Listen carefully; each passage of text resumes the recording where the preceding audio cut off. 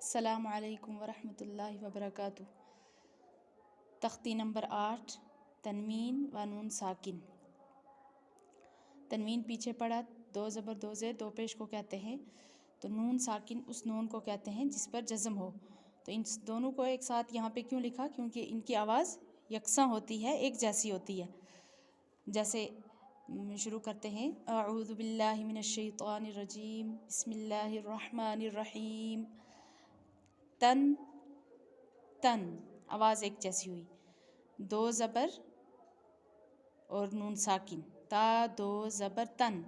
تو میں نے پیچھے بتایا تھا کہ دو زبر کے ساتھ جو الف ہوتی ہے اس کو ہجے میں نہیں پڑھیں گے، اس کا ہجے نہیں کریں گے، خالی تا کو پڑھیں گے، تا دو زبر تن، تا نون زبر تن۔ تو یہاں پہلے اس کو اچھے طریقے سے سمجھنا ہے کہ ان کی آواز ایک جیسی ہوتی ہے، پھر آگے انہی دونوں کے قاعدے آئیں گے۔ جب بھی تنوین کا کوئی قاعدہ ہوگا ساتھ میں نون ساکن کا ضرور ہوگا، کیونکہ ان کی آواز ایک جیسی ہوتی ہے۔ تو انشاءاللہ اگلے تختی نمبر 9 میں اس کا قاعدہ آئے گا، ادھر سمجھائیں گے۔ تن تا دو زیر تن، تن تا نون زیر تن، تن تا دو پیش تن، تن تا نون پیش تن، ثن ثا دو زبر ثن، ثن ثا نون زبر ثن، ثن ثا دو زیر ثن، ثن ثا نون زیر ثن، ثن ثا دو پیش ثن، ثن ثا نون پیش ثن۔ جن جیم دو زبر جن، جن جیم نون زبر جن، جن جیم دو زیر جن، جن جیم نون زیر جن۔ جن جیم دو پیش جن، جن جیم نون پیش جن۔ دن دال دو زبر دن، دن دال نون زبر دن۔ دن دال دو زیر دن، دن دال نون زیر دن۔ دن دال دو پیش دن، دن دال نون پیش دن۔ آگے مشق کریں گے تنوین کی، اور اس میں حروف مدہ حروف لین بھی آئیں گے۔ تو آدن، عین الف زبر آ، دال دو زبر دن، الف نہیں پڑھیں گے، آدن۔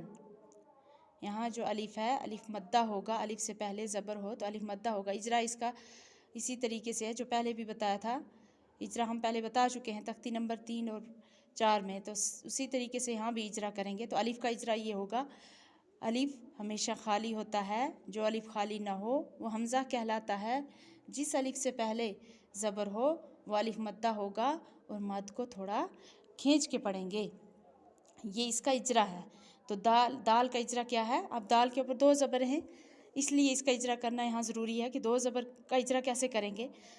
دال کے اوپر دو زبر ہیں، دو زبر کو تنوین کہتے ہیں، اور جس حرف پر تنوین ہوتی ہے اس حرف کو منون کہتے ہیں، یعنی جس پر، اور پیچھے بتایا تختی نمبر 3 میں کہ جس پر زبر ہوتا ہے یا زیر یا پیش اس کو کیا کہتے ہیں، وہاں پہ دوبارہ آپ پڑھ لینا، سن لینا۔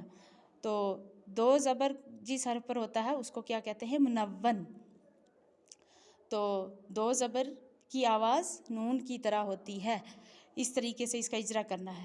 سو ان، سین واو زبر سو، حمزہ دو زیر ان، سو ان، سو ایسے جلدی کر کے پڑھیں گے، سو، کیونکہ واو لین ہے۔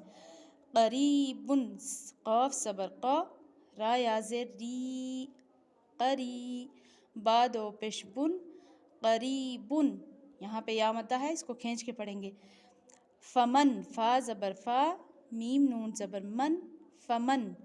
عظیم، عین زبر آ، غا یا زیر غی، عظی، میم دو پیش من، عظیم۔ کن، کاف نون پیش کن، مرضن، میم زبر ما، را زبر را، مرا، زاد دو پیش زن، مرضن، را پر زاد پر۔ رسول، را زبر را، سین واو پیش سو، رسو، لام دو پیش لن، رسول۔ اس کو تھوڑا کھینچ کے پڑھیں گے، واو کو سین کے ساتھ ملا کے کھینچیں گے، اس کو واو مدہ ہے اس لیے۔ شیئن، شین یا زبر شی، حمزہ دو زبر ان، شیئن. یہاں یا کو جلدی پڑھیں گے، یا ساکن سے پہلے زبر ہے تو یا لین ہوگی. غشاوتن، غین زیر غی، شین الف زبر شا، غشا، واو زبر و، غشاوہ، تا دو پشتن، غشاوتن. اب یہ تا جو ہے ہا کی شکل میں آ رہی ہے، تو آگے جب وقف پر پہنچیں گے، وقف جہاں پہ کرتے ہیں تو وہاں پہ ہم بتائیں گے کہ اس تا کے اوپر جب وقف کرتے ہیں تو یہ اس کو کیسے پڑھیں گے.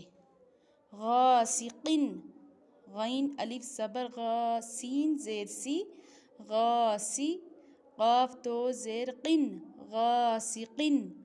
ہدن، ہا پیش ہو، دال دو زبر دن، ہدن. تو یا کو نہیں پڑھیں گے. پیچھے بھی میں نے ایک سبق میں پڑھایا تھا کہ جس یا اور جس واو پر جزم نہ ہو یا کچھ نہ ہو، زبر زیر پیش نہ ہو، جزم نہ ہو، تو اس یا کو اور واو کو بالکل چھوڑ دیں گے. نہ اس کو رواں میں پڑھیں گے، نہ ہجے میں پڑھیں گے، کسی میں نہیں پڑھیں گے. ہدن. تو یہاں پہ آدن، پیچھے میں نے قالا کے اندر بتایا تھا، قالا کی الف پر ہوتی ہے، آدھا کی الف جو ہے وہ باریک ہوگی، اس لیے کہ آگے آپ کو یاد کروائیں گے کہ حروف مستعلیہ 7 ہیں. خا، صاد، ضاد، غین، طا، قاف، غا، ان کو کہتے ہیں حروف مستعلیہ. یہ 7 ہیں.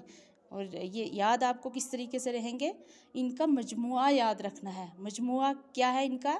خص، ضغطن، قز، خص، ضغطن، قز، خص، خا صاد، ضغطن، ضاد غین طا، قز، قاف غا. یہ اس طریقے سے مجموعہ یاد رکھنا ہے، خص، ضغطن، قز. تو آپ کو یاد رہیں گے. تو یہ حروف مستعلیہ کا کیا کام ہے. حروف مستعلیہ کے اور بھی بہت ساری قاعدے ہیں، لیکن یہاں پہ آپ کو بتائیں گے کہ حروف مستعلیہ کے بعد یعنی خا، صاد، ضاد، غین، طا، قاف، ضا کے بعد جب الف آتی ہے تو اس الف کو پور پڑھیں گے. جیسے قالا کے اندر قاف جو ہے حروف مستعلیہ کا ہے، تو اس کے آگے جب الف آئے گی